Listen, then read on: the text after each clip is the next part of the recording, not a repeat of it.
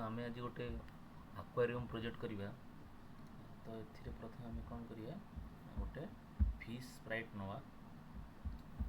Fish Sprite नेला परे प्रथम कैट को हटेकी गोटे फिश स्प्राइट नवा।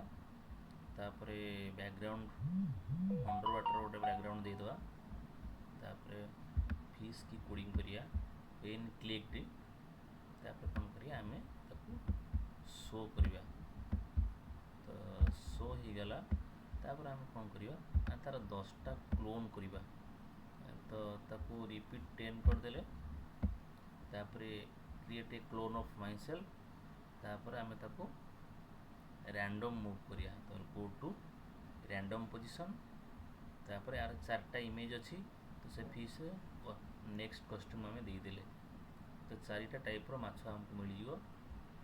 तापर आम कौन करिया ना तो जिते बड़े हुए ना स्टार्टेड एज ए क्लोन जो तार क्लोन स्टार्ट हो तापर फॉरएवर लूप दवा।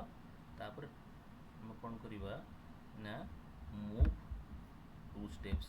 तो मूव 2 स्टेप्स है मैंने से माने मूव कले। देखो मूव कला माने से माने गोटे डायरेक्शन जाइए पलाउं तो रिटर्न करूना। तो से आम कौन कले if on as bounce.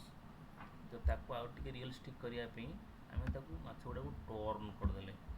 Maximum 3 degree देले आउ रिवर्स रे भी 3 डायरेक्शन देले आम।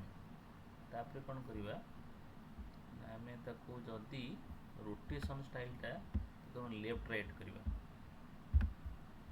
Set rotation style left right करदेले आहरी बढ़िया लगे आमको ऑल अराउंड करदे।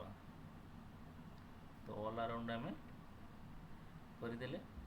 बर्तमान आम प्रोजेक्ट रेडी। एटा को कोडटा को भल भाव देखी दिंतु।